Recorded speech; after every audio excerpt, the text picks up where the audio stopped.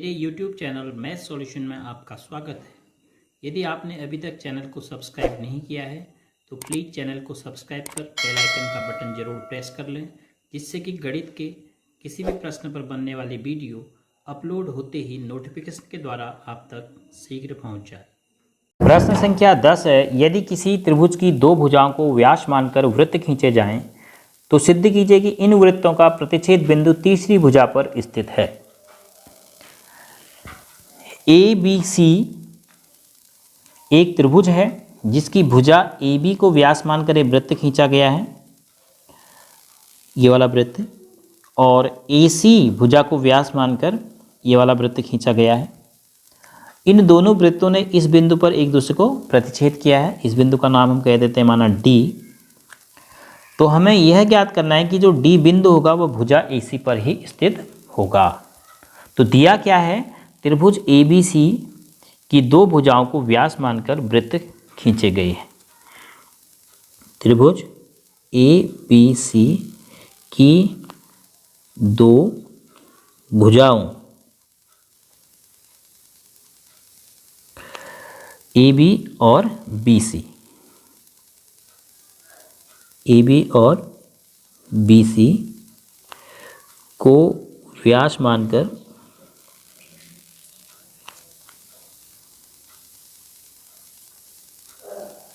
खींचे गए वृत्त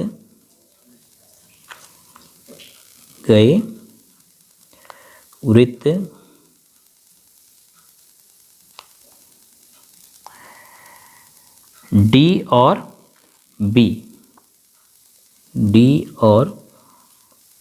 बी पर प्रतिच्छेद करते हैं।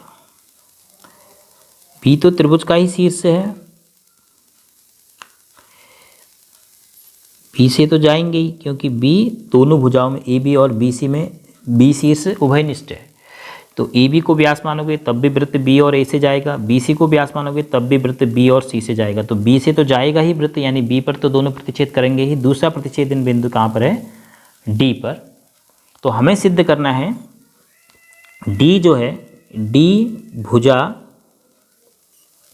तीसरी जो बची ए सी पर स्थित है। डी भुजा ए सी पर कब स्थित होगा, जब ए डी सी एक ही रेखा हो, अर्थात एक ही रेखा का भाग हो ए डी सी। तो अब इसमें हम एक रचना करते हैं, डी को हम बी से मिला देते हैं।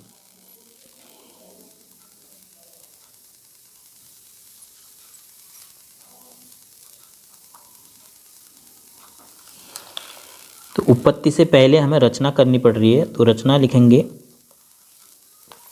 बी डी को मिलाया। बी डी को मिला दे रहे हैं। अब अर्धवृत्तों पर आप ध्यान दीजिए, अर्धवृत्त बन रहे हैं, उनको आप ध्यान से देखेंगे। अगर ए बी व्यास है तो देखिए ये कोण कितने अंश का बनेगा, ये पूरा कोण ए डी बी, कोण ए डी बी बराबर 90 अंश। क्यों? क्योंकि अर्धवृत्त का कोण समकोण होता है। तो अर्धवृत्त का कोण है तो यह 90 अंश का होगा। ऐसे ही देखिए बी डी सी, यह कोण भी अर्धवृत्त का है क्योंकि बी सी व्यास है। तो कोण बी डी सी बराबर भी 90 अंश, सेम रीजन अर्धवृत्त का कोण। तो आप चित्र में देखिए, अगर आप ए डी बी और बी डी सी को जोड़ देते हैं तो देखो ये दोनों आसन्न कोण हैं, इस प्रकार से बने हैं। देखो यह कोण और यह कोण दोनों आसन्न हैं। यदि आसन्न कोण की अउभयनिष्ठ भुजाएं, देखो एक भुजा ये है, एक भुजा ये है, ये बीच की भुजा तो उभयनिष्ठ है। तो अउभयनिष्ठ भुजाएं मिलकर 180 अंश का कोण बनाएं तो फिर वह एक सीधी रेखा का निर्माण करती है। तो इन दो कोणों का योग अगर 180 आता है तो यहाँ पर देखो आ रहा है कोण ए डी बी धन कोण बी डी सी। यहाँ से हम मान निकालते हैं ए डी बी 90 अंश धन दूसरा भी 90 अंश बराबर 180 अंश।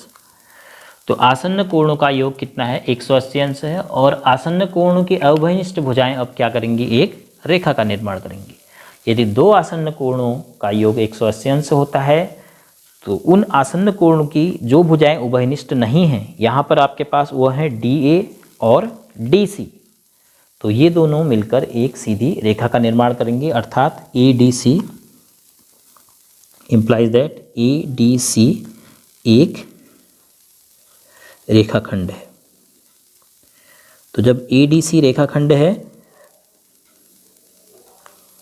implies that D भुजा AC पर स्थित है, AC पर स्थित है। इस प्रकार आप इसको सिद्ध कर पाएंगे और यही आपने सिद्ध करना था, इति सिद्धम।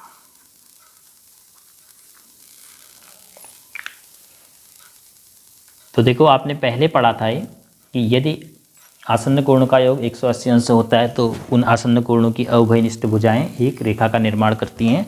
तो यहाँ पर आपके काम आया यह सिद्ध करने के लिए कि इन दो वृत्तों का प्रतिच्छेदन बिंदु D तीसरी भुजा AC पर स्थित होगा। तो पीछे आपने जो भी पढ़ा है वह आपको ध्यान में होना चाहिए, इसलिए बार बार आप जब भी आपको समय मिलता है पीछे पढ़ी हुई चीज़ों का रिवीजन जरूर करें। जब भी आपको समय मिलता है 5 दिन में 10 दिन में, तो पीछे जो भी आपने पढ़ा है उसको नियमित समय अंतराल पर रिवीजन करते रहें।